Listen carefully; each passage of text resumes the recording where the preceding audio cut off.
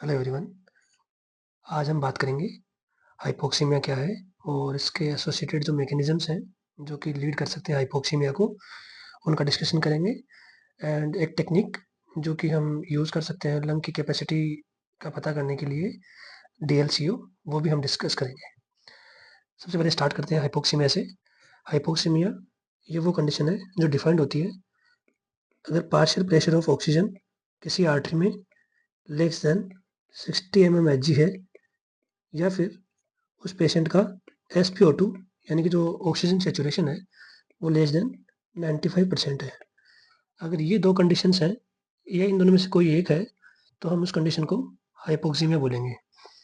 अभी जो partial pressure of oxygen है, ये हम सब ने फिजियोलॉजी में पढ़ा है कि नॉर्मली अगर एक आर्टरी में देखा जाए, एक ऑक्सीजनेटेड ब्लड कैरिंग आर्टरी में, तो जो PaO2 होता है वो 95 mmHg होता है और एक वेन में ये 45 mmHg होता है। बिकॉज वेन में, as you all know, deoxygenated blood होता है और एक नॉर्मल आर्टरी में ये 95 mmHg होता है। तो अगर इसकी अमाउंट लेस देन 60 mmHg हो जाए, या फिर उस आर्टरी में जो सेचुरेशन ऑफ ऑक्सीजन है वो लेस देन 95% हो जाए, तो इस कंडीशन को अपन हाइपोक्सीमिया बोलेंगे। अब हाइपोक्सीमिया के कोज क्या क्या हो सकते हैं, इनको हमने 4 कैटेगरीज में डिवाइड किया है। पहला है वेंटिलेशन परफ्यूजन मिसमैच, यानी कि जो अमाउंट ऑफ एयर एल्वेलाई में आ रही है प्लस उसमें से जो ऑक्सीजन है उसमें से कितना ब्लड लेके और बॉडी के टिश्यू को दे रहा है। अगर इनके बीच का जो रेशियो है वो भी हम डिटेल में अब डिस्कस करेंगे। अगर उसका मिसमैच होता है तो इससे हाइपोक्सीमिया हो सकता है और ये मोस्ट कॉमन कॉज है हाइपोक्सीमिया कराने के लिए। इसके बाद में सेकंड मैकेनिज्म जो हाइपोक्सीमिया का होगा वो शंट होगा, इसको डिटेल में देखेंगे।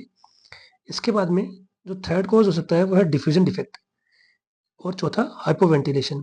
ये दो चीज़ें हैं। ये वैसे हम आगे जाके रेस्पिरेटरी फेलियर जब हम डिस्कस करेंगे तो इनको थोड़ा डिटेल में देखेंगे, बट यहाँ भी हम जब वेंटिलेशन परफ्यूजन मिसमैच डिस्कस करेंगे तो इनका आइडिया हमें लग जाएगा। तो आज हम इन चारों चीज़ों को डिस्कस करेंगे कि कैसे हाइपोक्सीमिया कर सकते हैं।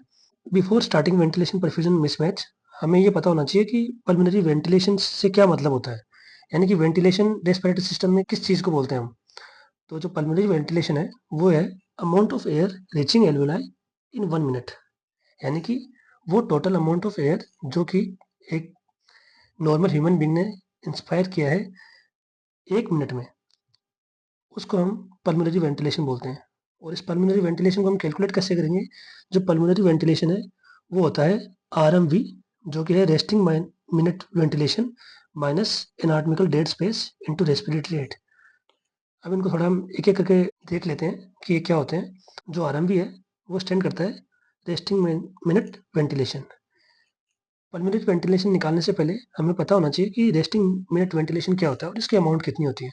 तो जो रेस्टिंग मिनट वेंटिलेशन है वो है amount of air moving in and out of lungs पर मिनट, यानी कि जो पल्मोनरी वेंटिलेशन था उसका था कि जो amount of air reaching alveoli, यानी कि वो अमाउंट ऑफ एयर जो एल्वेओलाई में जा रही है 1 मिनट में।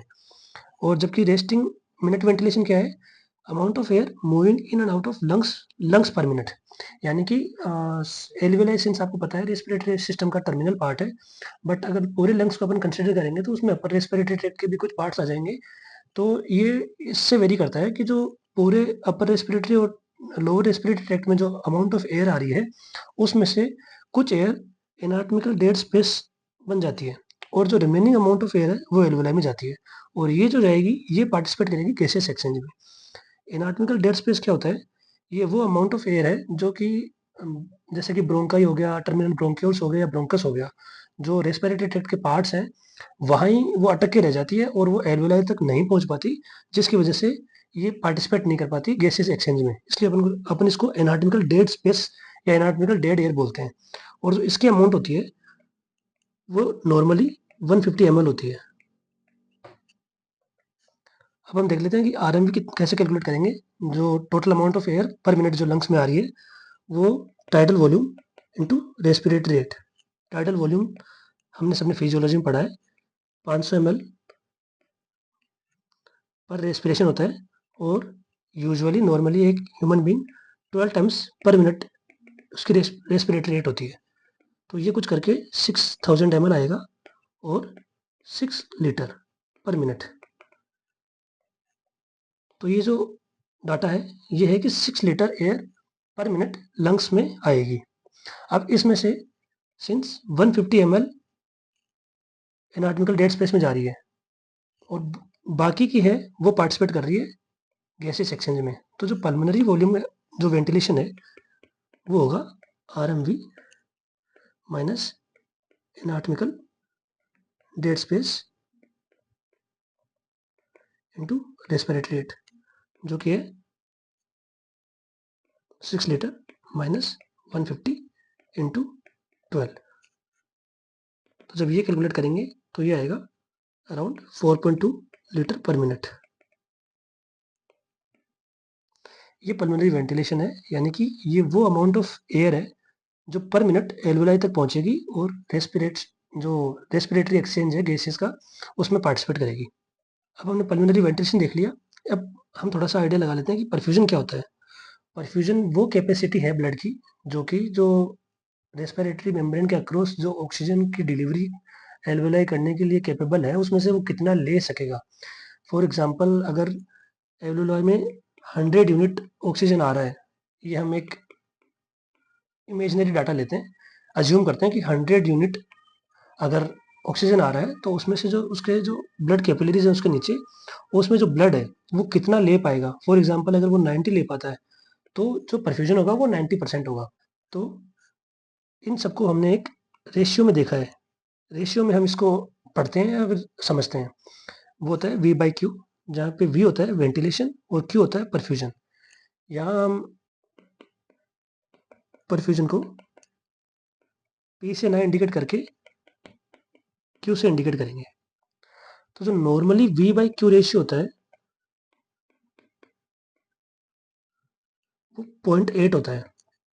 ये एक नॉर्मल डाटा है। आइडियल सिचुएशन है वहाँ V/Q 1 होना चाहिए, यानी कि जितनी अमाउंट ऑफ एयर आ रही है उतना ही परफ्यूजन होना चाहिए।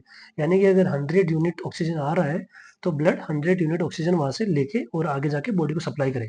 तो ये एक आइडियल कंडीशन हो गई। बट नॉर्मली ह्यूमन बॉडी में ये रेशियो 0.8 होता है। तो हम मान के चलेंगे और जो आगे हम डिस्कशन करेंगे वो अपन इस रेशियो को कंसिडर करके, जो आइडियल रेशियो है उसको कंसिडर करके और हम डिस्कस करेंगे। अब हमने देख लिया कि वेंटिलेशन और परफ्यूजन क्या होता है। वेंटिलेशन परफ्यूजन जो रेशियो है वो कितना होता है और कैसे हम कैलकुलेट करते हैं। अब हम हमारे मैकेनिज्म की तरफ बढ़ते हैं, जिसमें पहला मैकेनिज्म है वेंटिलेशन परफ्यूजन मिसमैच। यानी जो V/Q रेशियो है उसकी अमाउंट कम या ज़्यादा, एक से कम या एक से ज़्यादा, दोनों ही केसेस में बॉडी को नुकसान है और दोनों ही केसेस में हाइपोक्सीमिया होगा। नॉर्मली क्या होता है कि एल्वेलाई में जो एयर आ रही है उसको हम वेंटिलेशन बोलेंगे और वहाँ से जो ऑक्सीजन ब्लड ले पा रहा है इस कैपेसिटी को या फिर इस एबिलिटी को हम परफ्यूजन बोलेंगे।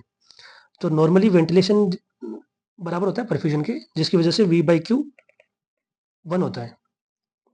लेकिन अब कुछ ऐसी बीमारियां या फिर ऐसी कुछ डिजीज होती हैं जिसमें कि ये जो रेशियो है वो मिसमैच हो जाता है, यानी कि किसी केस में वेंटिलेशन ज़्यादा हो जाता है, परफ्यूजन कम हो पाता है। और कई केसेस ऐसे होते हैं जहाँ पे वेंटिलेशन कम होता है और परफ्यूजन नॉर्मल होता है, तो उसकी वजह से भी रेशियो बिगड़ जाएगा। तो हम एक एक करके देख लेते हैं। जो पहला केस है वो अगर पल्मोनरी एम्बोलिज्म है। अब पल्मोनरी एम्बोलिज्म में क्या होता है कि एक थ्रोम्बाई या फिर एक काइंड ऑफ ऑब्स्ट्रक्शन जो पल्मोनरी कैपिलरीज और पल्मोनरी वेसल्स हैं उनके अंदर ये लोकेट होता है और उसकी वजह से क्या होगा, जैसे कि नॉर्मल एल्वेलाई है, इसमें वेंटिलेशन हो रहा है और इस वेंटिलेशन से परफ्यूजन होना था। नॉर्मली क्या हो रहा था कि एक वेंटिलेशन के लिए एक परफ्यूजन था, तो दो वेंटिलेशन के लिए दो परफ्यूजन अपन ने एरो से इंडिकेट की। लेकिन यहाँ क्या होगा, ये एक एम्बोलाइज थ्रोम्बस है पल्मोनरी कैपिलरीज में। तो यहाँ क्या होगा, जो वेंटिलेशन है वो तो नॉर्मल है, यानी कि 2 यूनिट जो होना चाहिए था वही है, लेकिन जो परफ्यूजन है वो 1 यूनिट हो पाएगा। बिकॉज इस साइड से परफ्यूजन होने के लिए ट्राई करेगा तो जो एम्बोलस है ये बीच में आ जाएगा। यानी कि नॉर्मली क्या था कि एल्वेलर एपिथेलियम थी और इसके नीचे ये एंडोथेलियल लेयर थी कैपिलरीज की, तो उन दोनों के बीच में एक परमेबिलिटी। बट इस केस में इनके बीच में आ जाता है थ्रोम्बस, जिसकी वजह से जो एयर है वो ब्लड में नहीं आ पाती। तो यहाँ क्या होगा, वेंटिलेशन तो नॉर्मल है लेकिन जो परफ्यूजन है वो लो है। तो इसकी वजह से क्या होगा, जो V/Q रेशियो है इस केस में वो क्या होगा, इंक्रीज हो जाएगा, क्योंकि डिनोमीटर की अमाउंट कम हो रही है, ऊपर वाला नॉर्मल है, तो जो वी बाई क्यू रेशियो है वो इंक्रीज हो जाएगा और मोर देन 1 हो जाएगा। तो जो ये मोर देन 1 है इसको अपन बोलते हैं वेस्टेड वेंटिलेशन। इनको हम फिजियोलॉजी में पढ़ेंगे। वेस्टेड वेंटिलेशन इस कंडीशन को बोलते हैं जब वेंटिलेशन नॉर्मल होता है लेकिन जो परफ्यूजन है वो कम है। तो इसका मतलब जो अपन ने वेंटिलेशन जो नॉर्मल हुआ था उसका काइंड ऑफ वेस्ट ही हो गया कि अगर लंग्स ने 100 यूनिट लिए थे ऑक्सीजन के ब्लड को देने के लिए, बट ब्लड तो 50 ही ले पा रहा है, आधे ही ले पा रहा है। तो जो बाकी के 50 है वो तो लंग्स ने लिए, उसका यूज ही नहीं हुआ कोई। तो अपन इस कंडीशन को बोलेंगे वेस्टेड वेंटिलेशन। और यहाँ पे क्या होगा, वेंटिलेशन नॉर्मल है लेकिन थ्रोम्बस की वजह से परफ्यूजन कम हो जाएगा। तो ये चीज़ अपन को थोड़ा सा पल्मोनरी एम्बोलिज्म में भी अपन पढ़ेंगे और अपन को थोड़ा एग्जाम पॉइंट ऑफ व्यू से ध्यान रखना है कि पल्मोनरी एम्बोलिज्म में जो वेंटिलेशन है वो नॉर्मल होता है बट जो परफ्यूजन होता है वो डिक्रीज हो जाता है, जिसकी वजह से हाइपोक्सीमिया होगा। अब अपन सोच सकते हैं कि अगला एग्जाम में पूछ सकता है कि पल्मोनरी एम्बोलिज्म में हाइपोक्सीमिया का रीजन क्या है। या तो वो ऑप्शन देगा कि सिर्फ वेंटिलेशन है, या बोलेगा कि सिर्फ परफ्यूजन है, या फिर बोलेगा दोनों है। तो अपन को ये करना है कि वेंटिलेशन उसका कॉज नहीं है, ओनली परफ्यूजन है, वो भी उसका डिक्रीज होना, ये रीजन है हाइपोक्सीमिया का। तो यहाँ वेंटिलेशन ज्यादा होगा परफ्यूजन से, यानी कि जो V by Q ratio mismatch हो गया, मोर देन 1 हो गया, जिसकी वजह से हाइपोक्सीमिया हो गया। अब यही कंडीशन अपन जब रेस्पिरेटरी फेलियर पढ़ेंगे तो वहाँ भी ऐसा कुछ सिमिलर मैकेनिज्म अपन पढ़ेंगे, किसके लिए, डिफ्यूजन डिफेक्ट के लिए। अभी अपने नोट किया था कि जो डिफ्यूजन डिफेक्ट है वो भी हाइपोक्सीमिया करता है। तो वो काइंड ऑफ मैंने बोला था कि वो इसी में ही अपन डिस्कस कर लेंगे। तो यहाँ क्या होता है, डिफ्यूजन डिफेक्ट का मतलब क्या है, डिफ्यूजन इन द सेंस की ability of gas to pass through alveolar epithelium into the capillaries. तो ये उसका डिफ्यूजन है। लेकिन इस केस में क्या हो रहा है, इस थ्रोम्बस की वजह से जो उसका डिफ्यूजन है, यानी जो उसकी मूवमेंट है वो नहीं हो पा रही है, जो होनी चाहिए उतनी यूजुअल नहीं हो पा रही है। तो ये क्या होगा, डिफ्यूजन डिफेक्ट होगा। तो डिफ्यूजन डिफेक्ट में भी क्या होगा, परफ्यूजन कम हो जाएगा और उसकी वजह से भी क्या होगा, हाइपोक्सीमिया। तो ये एक एग्जांपल हो गया वी बाई क्यू मिसमैच का भी और डिफ्यूजन का भी। अब अगला एक जो मैकेनिज्म वो देख लेते हैं अपन वी बाई क्यू मिसमैच का, वो है एक सीओपीडी का पेशेंट है। तो सीओपीडी में आपको पता है क्रोनिक ऑब्स्ट्रक्टिव पल्मोनरी डिसऑर्डर है। तो ऑब्स्ट्रक्टिव मतलब कि ऑब्स्ट्रक्शन है। अब अपन ऑब्स्ट्रक्शन को यहाँ डायग्राम में ऐसे दिखा देते हैं कि जो ये एयरवे है जो अपन ने यहाँ यूज किया था उसके कंपेयर में ये नेरो है। तो जो वेंटिलेशन है, अब एक एक वाइड जो ब्रोंकस था और एक नेरो ब्रोंकस है, तो ऑब्वियसली जिसमें ज़्यादा जगह है वहाँ से ज़्यादा एयर पास हो सकती है। तो जो नेरोड है वहाँ पे जो वेंटिलेशन है वो कम होगा। एक चीज़ तो अपन ने ये देख ली। अब इसमें सिंस सीओपीडी है, जैसे कि एम्फाइसीमा अपन एग्जांपल ले लेते हैं सीओपीडी का। तो एम्फाइसीमा में क्या होता है कि जो उसकी जो एल्वेलर एपिथेलियम है उसकी जो इलास्टिक प्रॉपर्टीज है वो खो जाती हैं, वो डिस्ट्रॉय हो जाती हैं, वो इलास्टिक प्रॉपर्टी उसकी उसमें नहीं रह पाती। प्लस दूसरी चीज़ क्या होती है कि एम्फाइसीमा में अगर सीवियर केस आ गया तो वहाँ ऐसा होता है कि इन्फ्लामेटरी सेल्स उस जो एल्वेलर एपिथेलियम है वहाँ जाके वो डिपॉजिट हो जाएंगे, जिसकी वजह से वो जो परमेबिलिटी थी, जो नॉर्मल परमेबिलिटी थी, वो अफेक्ट होगी। और उस केस में क्या होगा कि जो वेंटिलेटेड एयर है उसका परफ्यूजन भी डिक्रीज हो जाएगा। तो सीओपीडी के केस में अपन को ध्यान रखना है कि सीओपीडी में दोनों वेंटिलेशन और परफ्यूजन दोनों ही अफेक्टेड होंगे, जिसकी वजह से जो रेशियो है वो डिस्टर्ब हो जाएगा और मिसमैच हो जाएगा और उसकी वजह से हाइपोक्सीमिया हो जाएगा। तो अगर सीओपीडी के लिए पूछा जाए कि हाइपोक्सीमिया का रीजन क्या है, तो अपन ने दोनों करने हैं, वेंटिलेशन भी और परफ्यूजन भी, दोनों का ही डिफेक्ट मिसमैच कर देगा उस वी बाई क्यू रेशियो को और लीड करेगा हाइपोक्सीमिया को।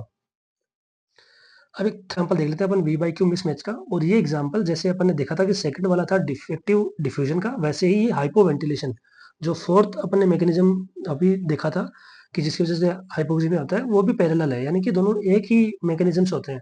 अब इसमें क्या होगा, अंडर वेंटिलेशन होगा। अंडर वेंटिलेशन कैसे हो सकता है कि नॉर्मल एक एल्वुलाई थी, एल्वुलाई में आपने देखा कि जैसे इंस्पिरेशन किया तो ऑक्सीजन आई, एयर आया। लेकिन इस केस में क्या होगा कि कोई फॉरेन बॉडी जैसे पेशेंट ने एस्पायर कर लिया साथ में, जैसे कोई छोटा बच्चा था उसने सांस लेने वक्त उसने छोटी चीज इंस्पायर कर ली, तो वो जाके और जो एल्वुलाई है उसके अंदर डिपॉजिट हो जाएगी। अब यहाँ डिपॉजिट हो जाएगी तो जिसकी वजह से क्या होगा, एक तो यहाँ की वॉल्यूम जो स्पेस होनी चाहिए एयर के लिए वो कम हो जाएगी। तो अगर फॉरेन बॉडी ऑब्स्ट्रक्शन आ जाएगा एयरवे में, स्पेशली उसके एल्वुलाई में, तो उसकी वजह से क्या होगा, जो वेंटिलेशन है वो कम होगा बिकॉज वहाँ पे स्पेस कम है एल्वुलाई में। तो जो ऑक्सीजन या फिर जो एयर वो ले सकता है उसकी अमाउंट डिक्रीज होगी अब। तो यहाँ क्या होगा, डिक्रीज्ड वेंटिलेशन होगा, वेंटिलेशन डिक्रीज हो जाएगा और जो परफ्यूजन है वो नॉर्मल है। अगर ये रेस्पिरेटरी ट्रैक्ट में कहीं जैसे ब्रोंकस के अंदर है या फिर टर्मिनल ब्रोंक्यूल्स या फिर ब्रोंक्यूल्स के अंदर है, तो वहाँ ये सिर्फ जो वेंटिलेशन है, यानी कि जो इंस्पायर्ड अमाउंट ऑफ एयर है उसको अफेक्ट करेगा। तो वहाँ पे वेंटिलेशन डिक्रीज हो जाएगा, क्यू नॉर्मल है, जिसकी वजह से V by Q ratio less than 1 आएगा। अब इस V by Q ratio less than 1 को अपन बोलते हैं वेस्टेड परफ्यूजन। जैसे अपन ने अभी थोड़ी देर पहले वेस्टेड वेंटिलेशन देखा, अब यहाँ वेस्टेड परफ्यूजन का क्या मतलब है कि अमाउंट ऑफ ब्लड जितना होना चाहिए था एक 100 यूनिट ऑक्सीजन लेने के लिए, उतना ही है। यानी कि वो अपना काम सही से कर रहा है और उसकी डिजायर है कि मैं जितना मेरे को ऑक्सीजन लेना है मैं ले लूँ। बट यहाँ पे क्या होगा, सिंस ऑक्सीजन आ ही कम पा रहा है, सिंस जो अमाउंट ऑफ एयर रीच मतलब जो पहुंच रही है एल्वियोलाई में वो कम है, तो उसकी वजह से जो परफ्यूजन है उसका वेस्ट ही हो रहा है। यानी जो परफ्यूजन कैपेसिटी थी, कैपेबिलिटी थी, या फिर जो परफ्यूजन की जो उसकी एबिलिटी थी, वो अब वो यूटिलाइज नहीं कर पा रहा, काम नहीं आ पा रही वो। तो अपन इस केस को बोलेंगे वेस्टेड परफ्यूजन, जब V by Q ratio less than 1 होता है। और अगर मोर देन 1 होगा तो क्या होगा, वेस्टेड वेंटिलेशन। तो हमने देख लिया इसमें, इसी एक में हमने 3 मैकेनिज्म देख लिए हाइपोक्सीमिया के, जिसमें मेनली तो वेंटिलेशन परफ्यूजन मिसमैच था, क्योंकि मोर कॉमन है तो अपन ब्रॉडली इसके अंदर ही और वो कैटेगराइज कर लिया। फिर अपन ने देख लिया कि कैसे डिफ्यूजन डिफेक्ट हाइपोक्सीमिया कर सकता है, और हाइपोवेंटिलेशन हाइपोक्सीमिया कर सकता है। ये सारे केस करने के बाद में अब जो सेकंड मेजर जो कैटेगरी है वो है शंट। शंट नॉर्मल स्पीकिंग में अपन जैसे अगर अपन यूज करें तो शंट उसको बोलते हैं, उस कंडीशन को बोलते हैं, फिर उस मैकेनिज्म को बोलते हैं जहाँ ब्लड का अपन एक डायरेक्शन से दूसरी डायरेक्शन में चेंज कर दें। फॉर एग्जांपल अगर किसी आर्टरी या हाइपरटेंशन हो जाए तो उस ब्लड को अपन डायरेक्शन चेंज कर देते हैं। तो उस कंडीशंस में अपन जो डायरेक्शन चेंज करने के लिए जो जिस रूट को यूज करते हैं उस रूट को अपन शंट बोलते हैं, और उस मैकेनिज्म को शंटिंग बोलते हैं। यानी कि एक डायरेक्शन से दूसरे डायरेक्शन में अपने डाइवर्ट कर दिया फ्लो ब्लड। बट अगर रेस्पिरेटरी सिस्टम में अपन शंट को यूज करेंगे तो यहाँ पे जो शंट होगा वो क्या होगा, किसको बोलेंगे हम शंट, वो होगा movement of deoxygenated blood into circulation. यानी कि ऐसा एक्ट या फिर ऐसी कंडीशन जहाँ पे डीऑक्सीजनेटेड ब्लड का मूवमेंट सर्कुलेशन में हो रहा है।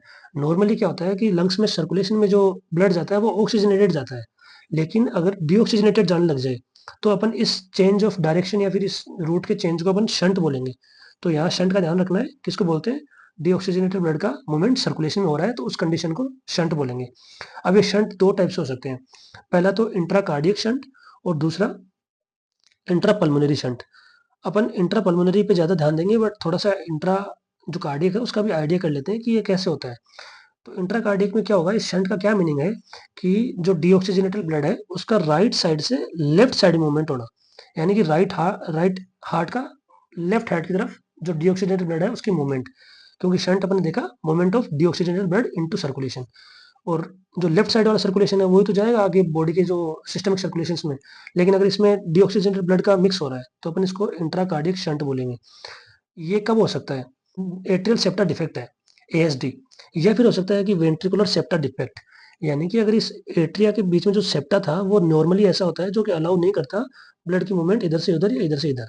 बट अगर इसमें डिफेक्ट है तो जो राइट एट्रियम से डीऑक्सीजनेटेड ब्लड है वो लेफ्ट एट्रियम में जा सकता है। सिमिलरली अगर वेंट्रिकुलर सेप्टा में डिफेक्ट है तो राइट वेंट्रिकुलर से ब्लड लेफ्ट वेंट्रिकल में जाएगा, और इसकी वजह से इस डीऑक्सीजनेटेड ब्लड की मूवमेंट की वजह से मिक्स ब्लड सर्कुलेशन में चला जाएगा। यानी जो अब ये लेफ्ट वेंट्रिकल से ब्लड जाने वाला था वो पहले ऑक्सीजनेटेड था, लेकिन अब सिंस मिक्स है तो ये इसका जो पार्शियल ऑक्सीजन का प्रेशर होगा वो लेस देन 60 हो जाएगा। क्योंकि नॉर्मली तो 95 से ऊपर होना चाहिए था, 95 होना चाहिए था, बट यहाँ पे सिंस मिक्स हो गया ब्लड तो अब जो पार्शियल प्रेशर है ऑक्सीजन का वो कम हो जाएगा, क्योंकि अब CO2 वगैरह भी ज्यादा हो गया तो जो ऑक्सीजन का पार्शियल प्रेशर है वो डिक्रीज हो जाएगा। तो इस कंडीशन में हाइपोक्सीमिया हो जाएगा। ये हाइपोक्सीमिया हो गया। ये अपने देख लिया इंट्राकार्डियक शंट। अब इंट्राकार्डिक शंट में ये फिगर से आप देख सकते हैं कि ये राइट एट्रियम है, ये राइट वेंट्रिकल है, ये लेफ्ट एट्रियम है और ये लेफ्ट वेंट्रिकल है। तो अगर दोनों वेंट्रिकल्स के बीच में सेप्टा जो नॉर्मली ऐसे होता है, अगर इसमें कोई डिफेक्ट है तो ये स्पेस अलाउ करेगी movement of blood across the ventricles, और उसकी वजह से ब्लड का मिक्सअप हो जाएगा। अब अगर ऐसा कोई पेशेंट आता है तो यूजुअली क्या होता है कि हाइपोक्सीमिया को अपन ऐसे ऐसे मानते हैं कि अगर हाइपोक्सीमिया कोई पेशेंट है तो उसको कुछ ऑक्सीजन सप्लीमेंट्स दो तो उसकी कंडीशन नॉर्मल हो जाएगी। फॉर एग्जांपल अगर उसको अपने फेस मास्क यूज करके और ऑक्सीजन डिलीवर किया तो यूजुअली उसकी कंडीशन नॉर्मल हो जाती है। लेकिन जो ये इंट्राकार्डिक शंट का केस है उसमें अगर सप्लीमेंट ऑक्सीजन देंगे अपन, वो हेल्प नहीं कर पाएगी, बिकॉज जो ऑक्सीजन देंगे वो लंग्स में जाएगी और लंग्स से ब्लड में आएगी, और जो ब्लड था वो तो पहले भी नॉर्मली भी आ रहा था, वो लेफ्ट एट्रियम में उस ऑक्सीजन को लेके आ जाएगा। बट अगर यहाँ डिफेक्ट है या फिर यहाँ डिफेक्ट है तो जो ब्लड है जो इनफ ऑक्सीजन लेके आया था, उसको इफ़ेक्ट कर देगा इसकी डीऑक्सीजनेटेड ब्लड की मिक्सचर की वजह से। तो ये मिक्स अभी भी नहीं रुका है। तो जिसकी वजह से चाहे कितना ही हम ऑक्सीजनेटेड ब्लड लाएँ, वो मिक्स होके और उसका जो पार्शियल प्रेशर ऑफ ऑक्सीजन है वो कम होके और हाइपोक्सीमिया कर ही देगा। तो यहाँ जो सप्लीमेंट्स हैं ऑक्सीजन के, वो पेशेंट लेस रिस्पॉन्सिव होता है, यानी कि उनको लेके भी वो उसमें इम्प्रूवमेंट नहीं आते। तो इसका ट्रीटमेंट क्या होगा? इसका ट्रीटमेंट होगा क्लोज़र ऑफ शंट। ये ऑपरेटिव हमें मैकेनिज़्म यूज़ करके और इसको जो भी शंट है, जहाँ भी डिफेक्ट है उसको हमें ट्रीट करना पड़ेगा और क्लोज़ करना पड़ेगा, जिसकी वजह से मिक्सअप ना हो। अब हम चलते हैं, जो मोर इम्पोर्टेंट है वो है intra pulmonary shunt. Intra pulmonary shunt ये कब हो सकता है? ये कुछ सिचुएशन कंडीशंस हैं जिनमें ये हो सकता है, उसमें है सीवियर निमोनिया, या फिर एआरडीएस का पेशेंट है, या फिर एटेलेक्टिसिस है। एटेलेक्टिसिस क्या होता है कि जो एल्वेलाई है उसमें कोलैप्स आ जाता है।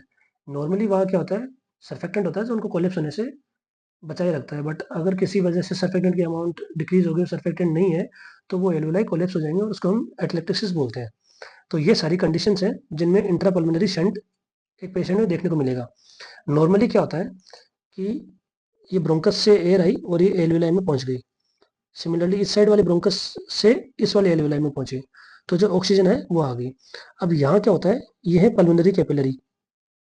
आपने देखा कि लेफ्ट हार्ट से, लेफ्ट वेंट्रिकल से पल्मोनरी आर्टरी जाएगी, पल्मोनरी आर्टरी मल्टीपल ब्रांचेज में टूटेगी और वो ब्रांचेज जाके कैपिलरीज में ओपन हो जाएंगी और ये कैपिलरीज आगे जाके पल्मोनरी वेन बनाएंगी। तो ये पल्मोनरी कैपिलरीज हैं। यहाँ क्या होगा, ये ब्लू कलर इंडिकेट कर रहा है डीऑक्सीजनेटेड ब्लड को, जो कि लेफ्ट वेंट्रिकल से आया है। अब यहाँ आके और ये जो है ये परफ्यूजन हो जाएगा। उसकी वजह से क्या होगा, जो ऑक्सीजन है वो इस ब्लड में आ जाएगी और जो इसमें कार्बन डाइऑक्साइड है वो एल्वेलाई में चली जाएगी।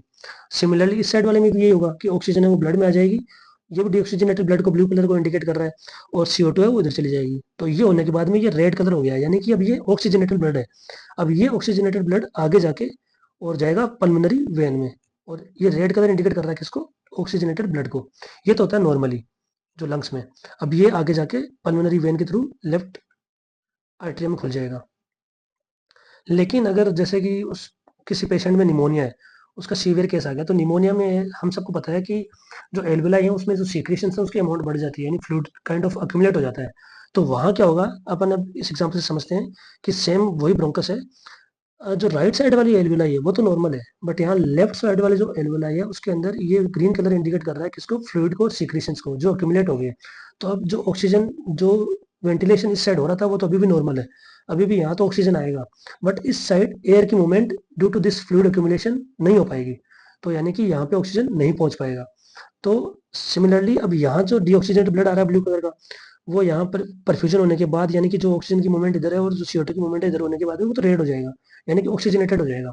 बट इस साइड वाले में सिंस यहाँ ऑक्सीजन है ही नहीं और सिंस यहाँ पे अक्यूमुलेशन भी है, तो जो मूवमेंट है वो ना तो इधर ऑक्सीजन की हो पाएगी और ना इधर CO2 की हो पाएगी। तो अभी जो ब्लड डीऑक्सीजनेटेड था वो डीऑक्सीजनेटेड ही रहेगा, और अब ये ऑक्सीजनेटेड और डीऑक्सीजनेटेड का मिक्स हो जाएगा और मिक्स ब्लड हो जाएगा। अब ये शंट कैसे हुआ? हमने थोड़ी देर पहले देखा था शंट की डेफिनेशन में हमने क्या बोली थी रेस्पिरेटरी सिस्टम के वे में, कि अगर मोमेंट ऑफ डीऑक्सीजनेटेड ब्लड होता है टुवर्ड्स सर्कुलेशन, अब ये तो सर्कुलेशन में जा रहा है, ये तो लेफ्ट एट्रियम में जाना है, तो ये डीऑक्सीजनेटेड ब्लड की मूवमेंट टुवर्ड्स सर्कुलेशन, इसी को तो अपन ने शंट बोला था, तो ये रिप्रेजेंट करता है शंट को। अब इस शंटिंग की वजह से जो ब्लड है वो मिक्स है, और मिक्स ब्लड यानी कि उसमें जो पार्शियल प्रेशर ऑफ ऑक्सीजन है वो कम हो जाएगा, लेस देन 60 हो जाएगा, तो ये हाइपोक्सीमिया है। इसको थोड़ा अपन बेटर विजुअलाइजेशन के लिए इससे समझ लेते हैं कि ये पल्मोनरी आर्टरी थी, ये पल्मोनरी आर्टरी आगे जाके कैपिलरीज में डिवाइड हुई, और ये एक नॉर्मल एल्वेलाई है जिसमें कि ऑक्सीजन आ रही है, और इस साइड जब ब्लू कलर इंडिकेट कर रहा है डीऑक्सीजनेटेड अभी तक ब्लड, लेकिन ये एल्वेलाई का क्रॉस जाके और यहाँ पे ऑक्सीजन और CO2 की मूवमेंट की वजह से ये तो रेड हो गया, यानी कि ये तो ऑक्सीजनेटेड हो गया। लेकिन जो इस साइड वाला था, यानी कि जो ये वाली एल्वेलाई थी, यहाँ पे अपन देख सकते हैं कि इसका ग्रीन कलर किसको इंडिकेट कर रहा है कि यहाँ पे फ्लूइड अक्यूमुलेट हो गया, जैसे कि सीवियर निमोनिया का पेशेंट है तो उसमें एल्वेलाई में जो फ्लूइड है वो अक्यूमुलेट हो गया। तो अब यहाँ पे ना तो ऑक्सीजन की मूवमेंट हो पा रही है और ना CO2 जा पा रहा है, तो ये डीऑक्सीजनेटेड ब्लड अभी भी डीऑक्सीजनेटेड है, और यहाँ जाके ये ऑक्सीजनेटेड और डीऑक्सीजनेटेड मिक्स हो जाएंगे, जिसकी वजह से मिक्स ब्लड होगा और ये आगे जाएगा और लेफ्ट एट्रियम में मिक्स ब्लड दे देगा, और ये मिक्स ब्लड पूरी बॉडी में सर्कुलेट होगा। तो ये किसको इंडिकेट करता है? लेस PO2 को, यानी कि हाइपोक्सीमिया को। ये हमने देख लिया कि कैसे शंट हाइपोक्सीमिया को कॉज कर सकता है। अब सारे मैकेनिज्म अपन ने हाइपोक्सीमिया के देख लिए। हाइपोक्सीमिया क्या होता है? PaO2 की अमाउंट लेस देन 60, MMHg या फिर SpO2 नॉर्मल पेशेंट में अगर लेस देन 95% है तो इस कंडीशन को अपन हाइपोक्सीमिया बोलेंगे। हाइपोक्सीमिया मतलब less amount of oxygen in the circulating blood. ये करने के बाद में अब अपन एक लंग कैपेसिटी को मेजर करने की टेक्निक है DLCO, वो देख लेते हैं। DLCO क्या है? ये एक मेथड ऑफ इन्वेस्टिगेशन है ऑफ लंग डिफ्यूजन कैपेसिटी। यानी कि इस इन्वेस्टिगेशन मेथड से अपन जो लंग की डिफ्यूजन कैपेसिटी है, डिफ्यूजन का मतलब क्या होता है कि across the membrane transport of gases, उसको अपन चेक कर लेंगे। अब इस मेथड में क्या यूज करेंगे अपन? हम यूज करेंगे कार्बन मोनोऑक्साइड।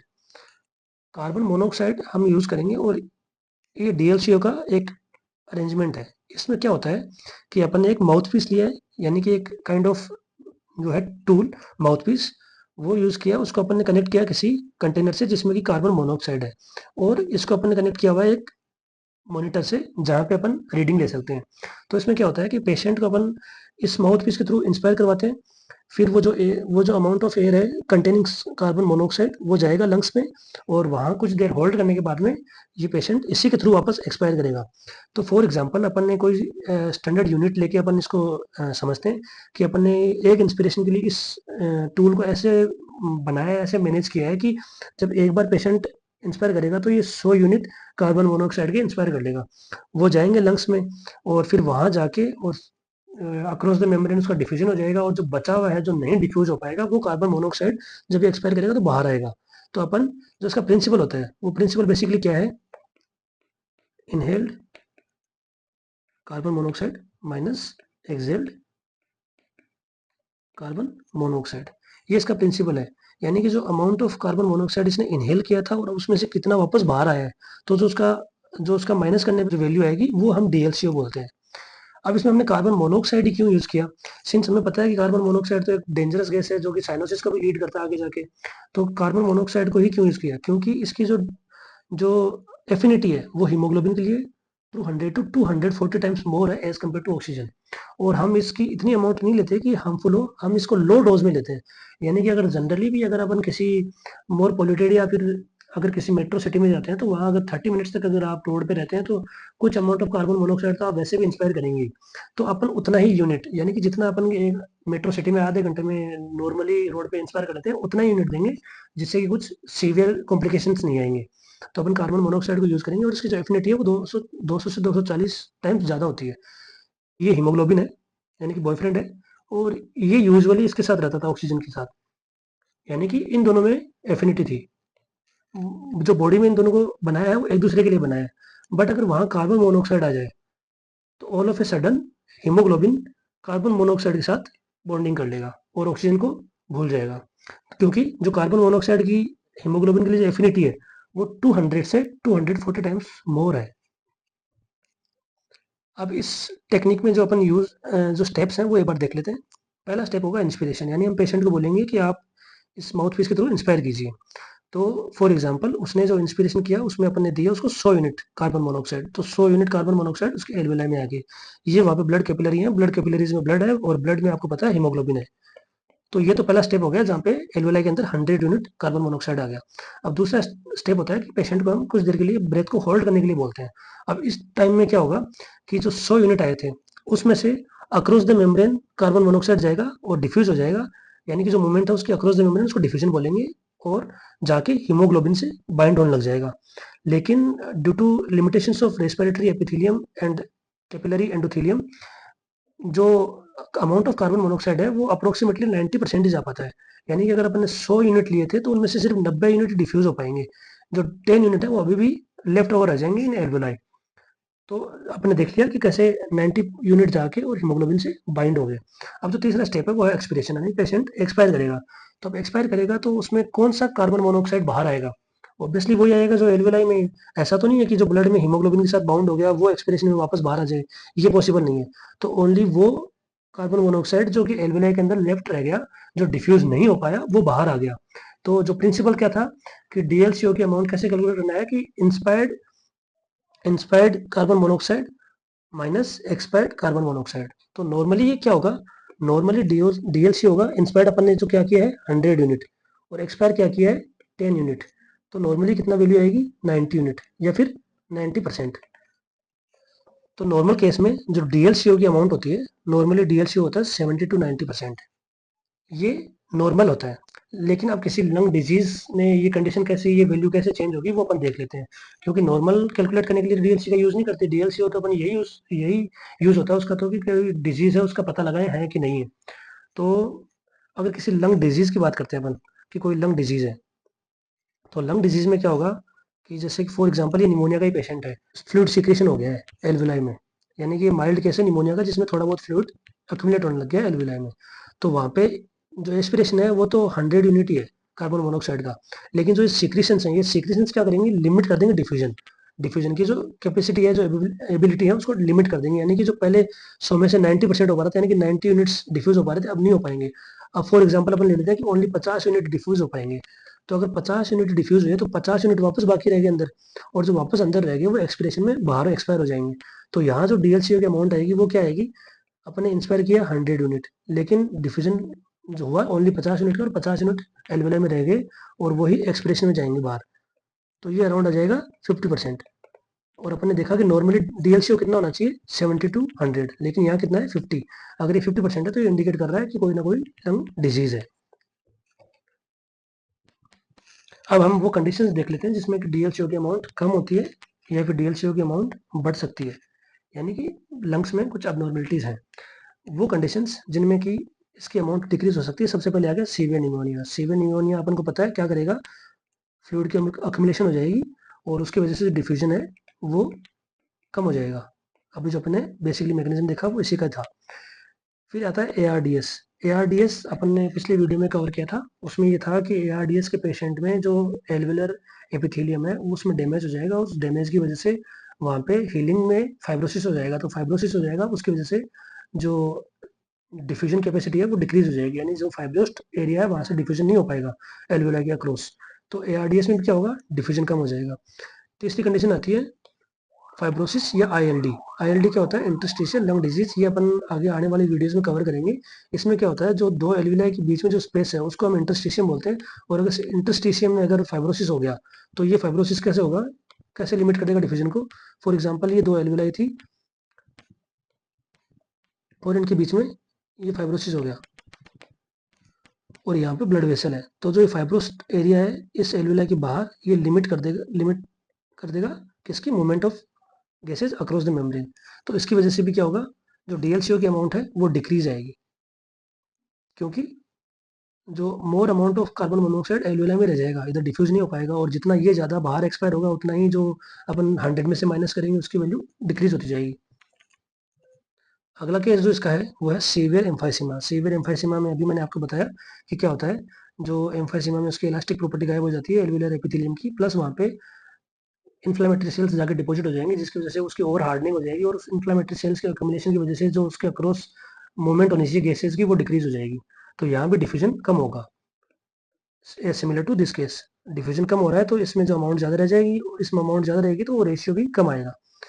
फिर अगला केस है पल्मोनरी हाइपरटेंशन। अब पल्मोनरी हाइपरटेंशन में क्या होगा, सिंस वहाँ पे वेसो कंस्ट्रिक्शन है, तो वेसो कंस्ट्रिक्शन क्या करता है कि जो ब्लड की अमाउंट आ रही है ना एल्विलाई के पास में उसको डिक्रीज कर देगा।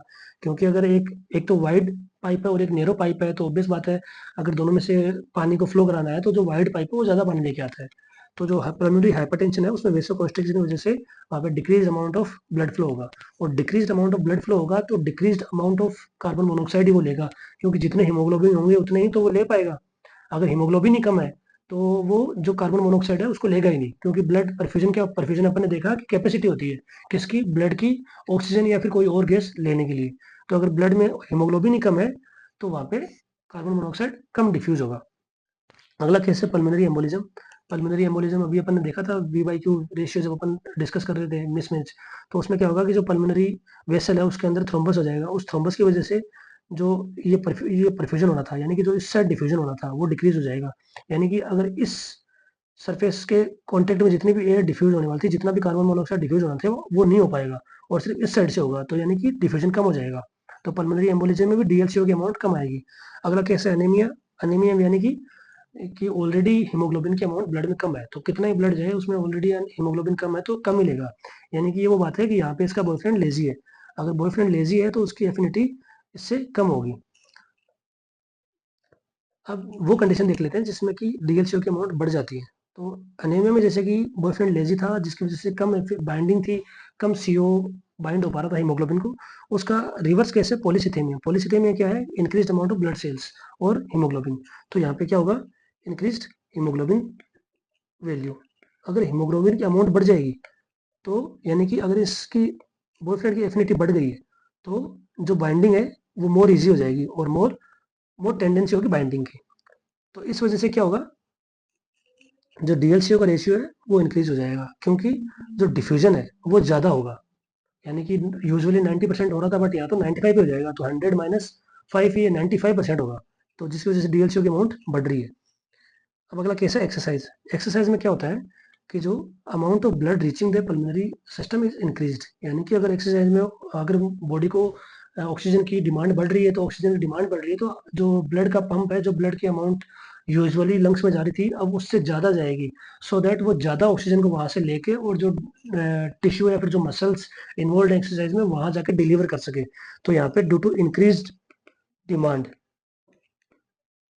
Increase demand more amount of blood flow to lungs। तो यहाँ पे भी डीएलसीओ की अमाउंट बढ़ जाएगी क्योंकि मोर अमाउंट ऑफ ब्लड जाएगा तो वहाँ पे मोर अमाउंट ऑफ हीमोग्लोबिन जाएगा, और अगर मोर अमाउंट ऑफ हीमोग्लोबिन जा रहा है तो मोर अमाउंट ऑफ सीओ को वो बाइंड करेगा। तीसरा केस आ गया एल्वेलर हेमरेज। अब इस केस में क्या होता है कि ये मान लीजिए एक एल्वेलाई थी, अगर इसमें हेमरेज हो गया तो नॉर्मली तो क्या था कि ये एल्वेलर एपिथेलियम थी और ये एंडोथेलियम थी ब्लड की, और यहाँ पे हीमोग्लोबिन था। लेकिन अब अगर ये डैमेज हो गया और हिमरेज हो गया, हिमरेज का मतलब क्या है? ब्लड की मूवमेंट इस एल्वेला के अंदर आ जाएगी और ये ब्लड अंदर आ गया। अब ये डॉट अपन को क्या रिप्रेजेंट कर रही है? फॉर एग्जाम्पल अगर ब्लड में हीमोग्लोबिन है तो पहले तो जो अंदर आ रहा था ना सीओ, ये सीओ आ रहा था, उसको इस मेम्ब्रेन के अक्रॉस जाके इस हीमोग्लोबिन से अटैच होना पड़ रहा था, यानी कि दो मेम्ब्रेन थी जिनको क्रॉस करना पड़ रहा था। लेकिन अब तो जो सीओ आ रही है उसके डायरेक्ट उसके नजदीक ही है। यानी कि अपन ऐसे समझ सकते हैं कि पहले तो इसको एफर्ट करके और इससे मिलने का मौका मिल रहा था, यानी कि कार्बन मोनोऑक्साइड को डबल एफर्ट करना पड़ रहा था दो मेम्ब्रेन्स को क्रॉस करके हीमोग्लोबिन से बाइंड होने के लिए। लेकिन अब ये सिचुएशन आ गई जहाँ हीमोग्लोबिन खुद सीओ के पास पहुंच गया, यानी उसके डायरेक्ट उसके बिल्कुल नजदीक पहुंच गया। ये काइंड वैसी सिचुएशन है कि अब दोनों ओयो में मिल रहे हैं। तो अब जो हीमोग्लोबिन और कार्बन मोनोऑक्साइड ओयो में मिलेंगे तो ऑब्वियस बात है वहां ना बाइंड हो, ये हो ही नहीं सकता।